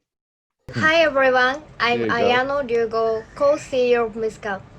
We are so honored to receive Showcase Company Awards from Japan-U.S. Innovation Award Program, hosted by JSNC and Stanford University U.S. Asia Technology Center. My colleague Muska co-CEO Masa will present today, so I am handing the reins over to him now. Phew, I made it. So without further ado, let me move on to my short presentation. I'm sure we all felt this. As COVID-19 spread across the globe, grocery stores emptied out in hours. For human livelihood, food security and agriculture are the most important industry. For many of us, food production sites are out of sight and out of mind. But have you ever looked at your lunch and wondered, how do we manage to grow so much food to restock our grocery shelves and restaurants every day? Under extreme pressure to keep food on our plates, modern industrial agriculture is depleting nature of its resources, which ultimately affects human health and our environment. To keep providing food, we're using harmful chemicals, antibiotics, hormones, and synthetic fertilizer, to name a few, while draining our soil and water of nutrients and natural microbial systems. Animal agriculture expansion goes hand in hand with the huge livestock waste issue, which pollutes our water and soil. Muska proposes a fundamental and sustainable solution that resolves both human health and environmental issues of today's agriculture system in one supply chain. Muska's highly efficient biomass recycling system upcycles organic waste into natural fertilizer for plants, while simultaneously producing alternative protein feed for our livestock that would naturally eat insects on land and in water. In our highly efficient biomass recycling system with Flytech, our thoroughbred housefly larva bioconverts organic waste into high-performing natural fertilizer in just 1 week. Then the larvae themselves are processed into alternative protein feed for livestock. This way, nutrients of livestock waste are quickly and efficiently upcycled and kept circulating and contributing to the agriculture system with very little waste and no longer polluting our soil and water with runoff. So how our business model works. We build a rearing facility in close proximity to a livestock farm or a food processing plant. We receive waste for a fee. At our rearing facility, the waste is bioconverted into high-performing products, which will then be sold to respective markets.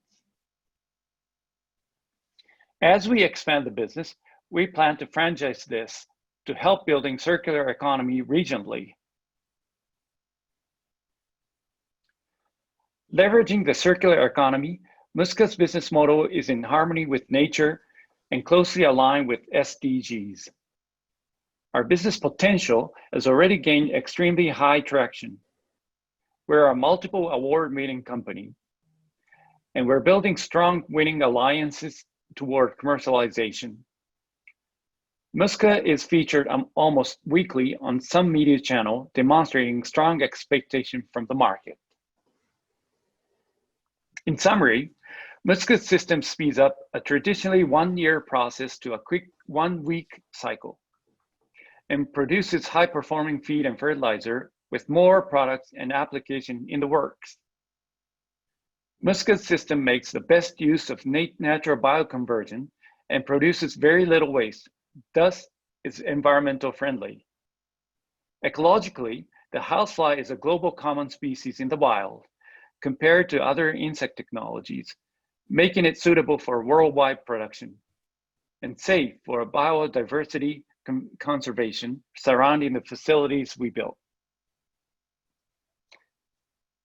Take a moment tonight to look at your dinner plate and wonder, is our agriculture system sustainable?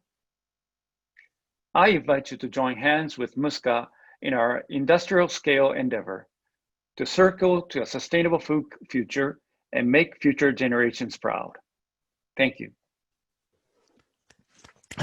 Thank you, Ando-san. It's a great presentation.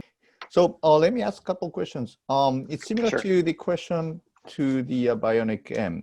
You know, what's your biggest challenge for the commercialization? What's need to be done?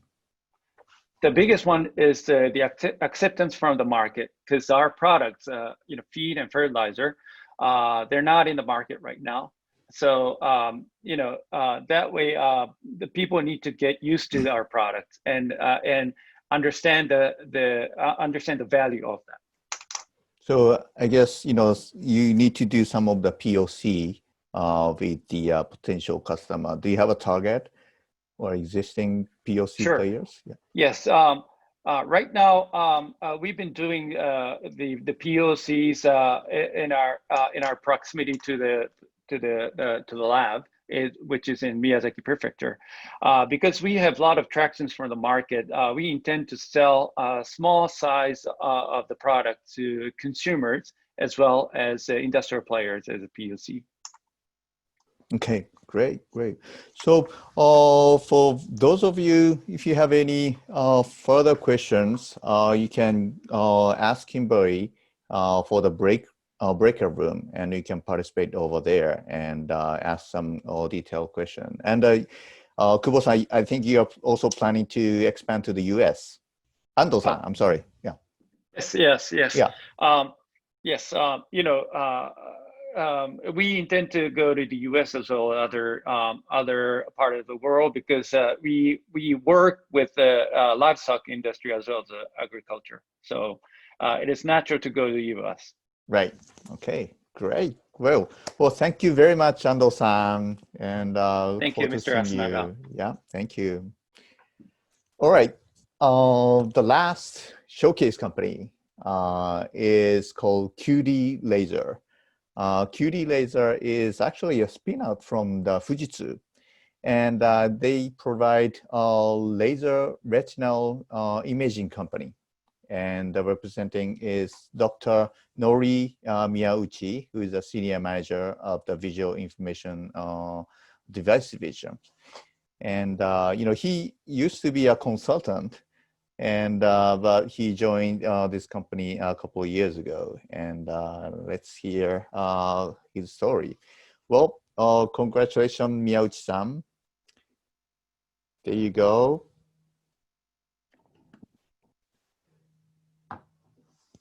Thank you, Mr. Yasunaga, for your kind introduction and giving me this wonderful topic. So let me start my presentation. Okay, now everyone sees the presentation.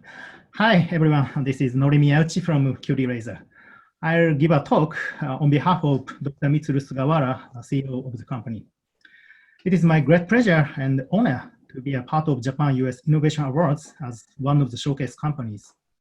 I appreciate all support from Dr. Richard Dasher and all members of the Japan Society of Northern California and U.S. Asia Technology Management Center of Stanford University for giving us such a great opportunity to tell our challenge. Okay, so let me start. Seeing is believing. Do you know this old saying? Surely yes. Needless to say, the sight is most important sense for us, since we acquire more than 80% of information from our eyes, vision. However, there are people who have low vision. Do you know these words? Maybe no, but you can guess. Low vision is a kind of visual impairment. People with low vision are not blind, but it is difficult for them to see things clearly, even with corrective glasses and contact lenses. So they use such kind of magnifying devices to see the world. Millions of people are suffered by this tough, challenging situation. For worldwide, surely the number gets bigger, 2 billion. It is big market with real pain. Furthermore, it is our problem. As we get older, our eyes will inevitably have some problems, including presbyopia. We can say now people live longer than their eyes. That's a problem we are facing and we'd like to overcome. Don't be afraid. Now we have free focus laser retinal scanning projection technology. We use RGB laser light source to make a beam that is reflected by a tiny vibrating mirror to scan, to draw images on the retina. Normal vision uses refractive power of the lens to converge clear image onto the retina. However, this optical system is like a pinhole camera that doesn't have a lens. All light goes through the center of the pupil and the lens. It is not affected by the refractive power, independent of focusing. In other words, if you have myopia, hyperopia, astigmatism, and or presbyopia, it doesn't matter. You always see clear images without focusing by using this technology. That's the meaning of free focus. This technology has been already commercialized. Retina display is our first product, and now we already have the second generation Retina display too. It is literally a wearable display with HDMI input. The primary target of the device is people without perfect vision. However, in addition to that, we found other customers. Focus-free projection to the retina is suitable for augmented reality application because there is no focal gap between the real sight and projected image. It realizes perfect augmented reality. More than 400 units of Retina display series have been shipped to enterprise customers for their R&D evaluation purpose. Now we'd like to expand its sales to consumers and customers in overseas. Retina Medical is, again, literally a medical device for visually impaired people who have a working retina but have some problem in the anterior part, the front side of the eye. The device projects the camera captured image and to make them see the world again. In addition to eyeglasses and contact lenses, it is the third way to improve visual acuity. It is clinically tested and already approved as a new medical device in the Japanese market. We are going to start a mass production in the near future. The preparation of regulatory affairs in the US and the EU have been almost finished. The third one is still a prototype, but has wider potential applications. It is an immersive type display with wider field of view, like VR headset, although it is a handheld device. One of the potential applications of the device is early screening of eye disease that cause low vision or vision loss. I don't go into detail today, but we already had several POCs for screening and diagnosis applications. These award-winning eyewear products are to support low vision, and this product will prevent low vision. Based on the product portfolio, we are exploring various applications with many partners. Not only venture capitals, but also business companies, including an ophthalmologic pharmaceutical company, life insurance companies, and optical instrument company have invested us and co-create new businesses. I'm always looking for a new partner to enter the US market.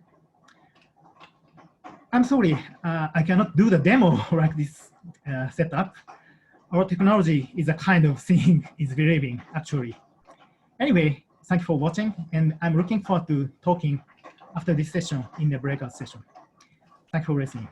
Thank you. Thank you, Miyauchi-san. A big applause to Nori. Okay.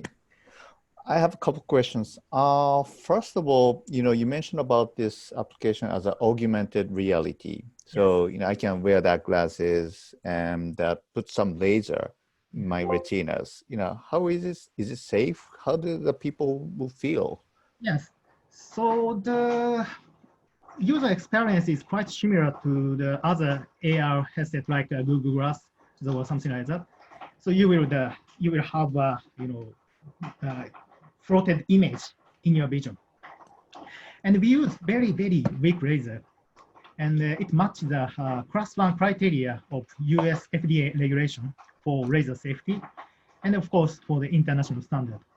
So the power intensity of laser injection is almost about the same as the normal light circumstance. So I'm sure it's safe. Yeah. Okay. Good. And here's a long question from the audience. What is the battery life? Yes, the current device, the second generation Retina Display 2, goes about 3 hours per one charge. So you can see the whole, movie or something like that. Yeah. And for the older generation, that is medical, that is actually the first generation product. It goes about 2 hours per one charge or something like that. Yeah. Okay, so the low vision people have to wear some battery all the time. Yeah, maybe. I see. Okay. All right. And here's another question. Can I use your product for cataract or a glaucoma patient? It depends. Yeah. So not severe cataract can be penetrated by the laser because it's very thin light source and not too scattered like normal light circumstances. And for glaucoma, I dare to say the glaucoma damages optic nerves, so the retinal projection maybe is blocked by the damage of the optic nerve. So we seldom see the effective case with glaucoma patients. Okay. Here's a little bit of personal questions.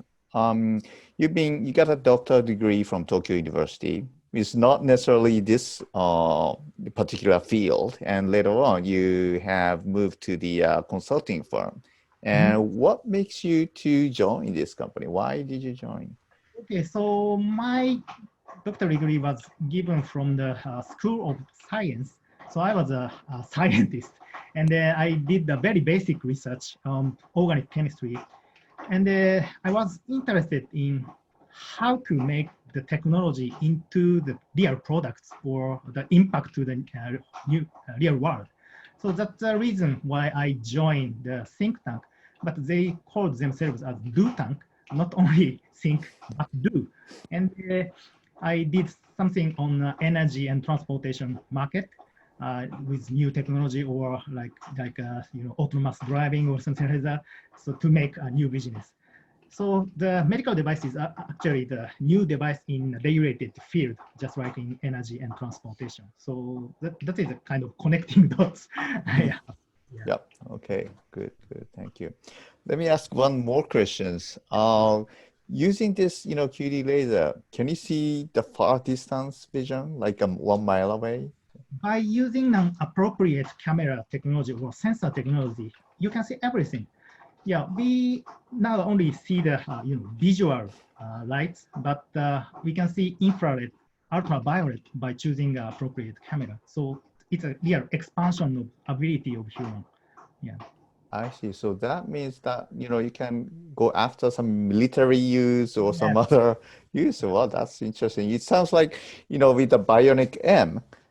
It sounds like getting closer to Bionic Jamie.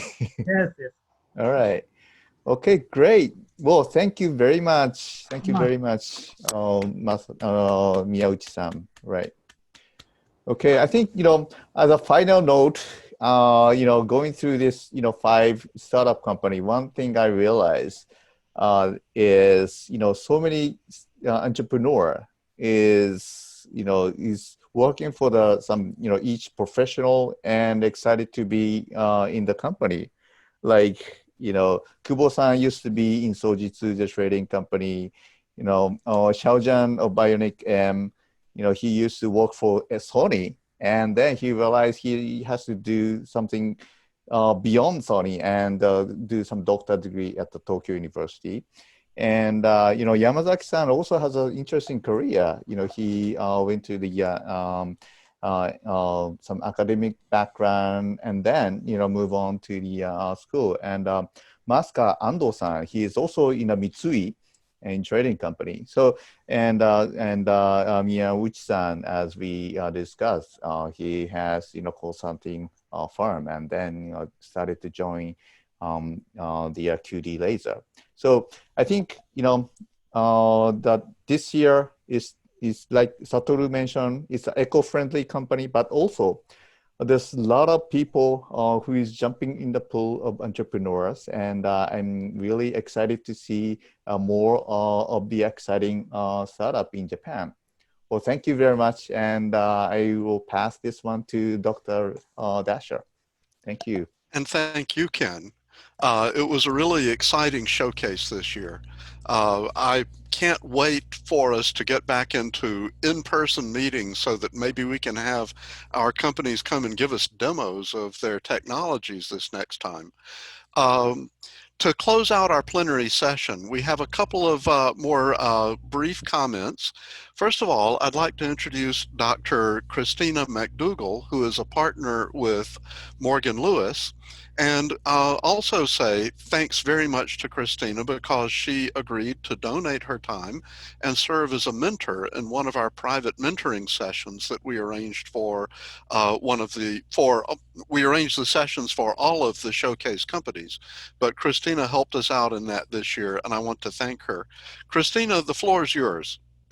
Thank you all very much for being here. On behalf of Morgan Lewis and Bacchius, we are proud to be involved with the summit and the symposium and the program, the U.S. Japan Innovation Awards, and are happy to be sponsors. So thank you, and thank you, Richard, for the opportunity to be able to work with one of the companies and mentor. It was a very interesting and engaging experience for me, so I appreciate that. I also just wanted to thank Richard and his team for adapting to this ever-changing environment and bringing this whole awards program and summit and the whole endeavor online. It was, I know the logistics behind all of this have probably been a tremendous effort. So Richard, thank you to you and your team and everybody who helped coordinate and get us all here together in a very interesting and unique environment. And especially the award handoffs. I thought that was a very nice touch of doing that to be able to make people feel a little bit more connected, which we could all use right now in this time. So that was great. And yeah, so I think it's been a tremendous awards program today, and getting to hear about all of the different technologies that are going on, and from all the companies, you know, from agricultural sustainability with Musca to the alternating current batteries to the prosthesis, and congratulations on your Series A financing this month, Bionic. That's tremendous news for any company. And the vocal emotion AI, and the vision technology, the augmented reality. It's just an incredible time to be an innovator and an entrepreneur.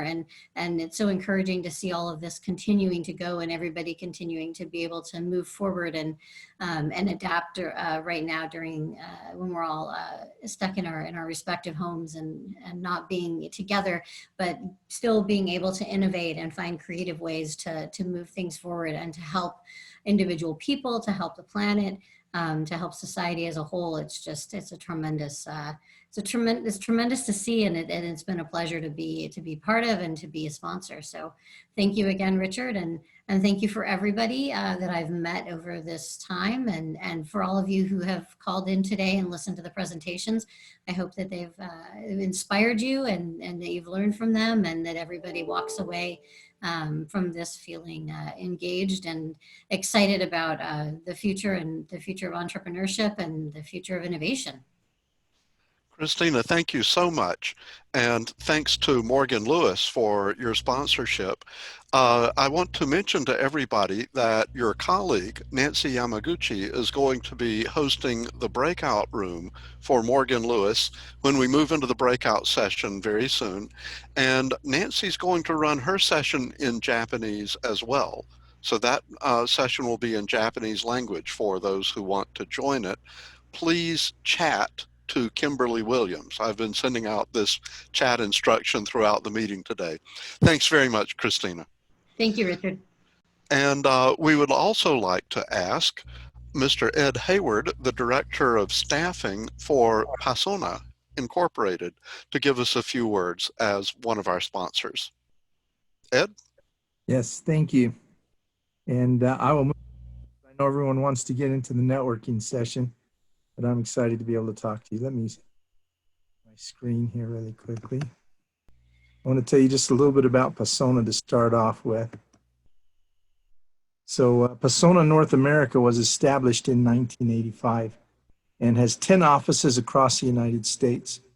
It is the largest Japanese talent acquisition firm that is focused on Japanese businesses in the United States, and also holds an international network in various countries. Although we are most famous for recruiting, we have expanded our services to encompass all talent acquisition services, as well as other outsourcing services. Last year, we created an executive search division to focus on higher level positions. We are continuing to innovate and increase the number of services we can offer in order to better meet the needs of our clients. We are setting ourselves apart from other recruiting companies with our holistic approach to acquisition. We know the needs of our customers are changing rapidly, and we are scrambling to change along with them. We no longer just think of ourselves as a recruiting firm that provides candidates. We still provide a lot of recruiting services, but have started thinking much bigger. We continue to expand our capabilities with the intention of being able to solve all of our clients' talent acquisitions needs. We're preparing to add a virtual HR manager service to our portfolio of services. This will provide a new option for companies that want to increase the quality of their human resource capabilities while cutting costs. We are evolving from a recruiting company to a recruiting process outsourcing company. This will provide our client companies with a much higher level and broader selection of HR services. The RPO approach gives partners a choice of having us provide a traditional talent acquisition service or just parts of the service as needed. For example, companies may want to have us conduct the interviews and onboarding process for a position they need filled, but using the candidates that they themselves have identified. Our candidates are very important to us, and they know that by the way that we treat them. We work closely with them to find the perfect position at the perfect company.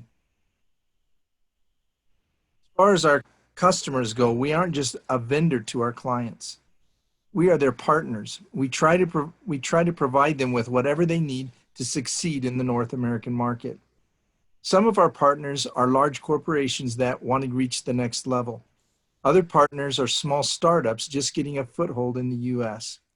We work closely with them to not only fill their talent acquisition needs, but to provide other services so they can focus on what they do best and leave the rest to us.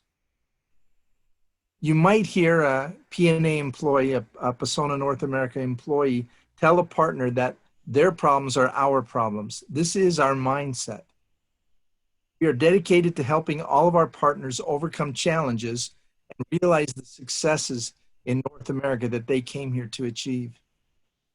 If you are a candidate wanting to re-engineer a post-COVID career path, or a company looking for solutions to roadblocks in the U.S. market, please contact us. Thank you. And thank you very much, Ed. We appreciate your sponsorship. We are going to move into breakout rooms in just a second. But before we do, I'd like to call on Mr. Takahide Akiyama, the president of the Japan Society of Northern California, to give us a few remarks. Thank you, Richard. Good evening or good morning, everyone. Thank you for joining us at the on the second day of the 10th Annual Innovation Awards Symposium. I hope you have been enjoying this program. Although he has left, I would like to thank Ambassador Roos for his insightful observations and comments, looking back 10 years and looking forward into the future as well. Thank you, Showcase companies, for sharing your fascinating stories. We look forward to hearing more good news in the coming months and years as you make progress. Ken-san and Satoru-san, thank you for your taking a role to introduce them. I think it's been fascinating 2 days, last Tuesday and today, to meet and listen to innovative entrepreneurs who are making breakthrough technologies that can change the world and our life in a major disruptive way. As we come to conclude this year's symposium, I would like to again congratulate Sunbridge Emerging Leaders Award winners and showcase companies. Also like to express once again our deep appreciation to all the sponsors for their generosity. And also the Innovation Award Council committee members, and also the staff members of the Japan Society and U.S. Technology Management Center of the Stanford Universities for their hard work to make this possible. Please allow me to read out each name of the sponsors to express our deepest gratitude for their support of the symposium at this difficult time. They are Sunbridge Group, led by Mr. Alan Miner as Emerging Leader Award sponsor, MUFG Union Bank as Innovation VIP Meetup sponsor. Morgan Lewis, as you can see on the screen, all those names, Mitsubishi Corporation Americas, NTT, Rakuten, Persona, Pegasus Tech Ventures, United Airlines, Jetro, Fabit, Digital Garage. We're also deeply grateful to the gracious support of the Consul General of Japan in San Francisco. Also, many thanks to individual sponsors, the Akiko Futamura, John Thomas, John Metzler, Steve Pollack. Thank you very much. I would also like to thank Dr. Richard Dasher and the US Asia Technology Management Center of Stanford University. They have been a great, superb partner of this program from the beginning to date. Please join me to give big hands to all of them. It is 10 years since the Japan Society began to present the Innovation Award program with US Asia Technology Management Center. And it has grown to be what it is today, as you see, thanks to all the support given to it. Now it is the beginning of another 10 years to come. At Japan Society, which is celebrating 115th anniversary this year, has recently had a strategic review session at the board level. And I'm pleased to share that it has been formally decided that it will continue to focus on connecting Silicon Valley, San Francisco ecosystem of innovation and entrepreneurship with Japan, more deeply and closely, with an emphasis on deeper and closer, perhaps with more speed as well. So we'll begin a new chapter of another 10 years of Innovation Award program, continue to bring exciting award winners and showcase companies, and perhaps something new that may be extraordinarily exciting. In order for us to continue our endeavor, we need your continued support, and I humbly ask your continued and kind support. And also we will welcome your new ideas and suggestions for the future. With that, I would like to conclude the formal session of the 10th Annual Innovation Award Symposium. And thank you very much for your participation and support. See you all next year. Hopefully, I'm sure that will happen in person at Stanford University campus.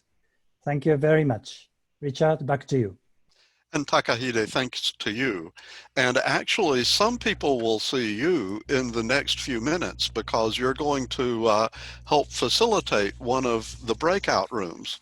We're going to divide into 13 different breakout rooms now around each of the 5 showcase companies, around sponsors, rooms that have particular themes like electric vehicles and the future of storage technologies.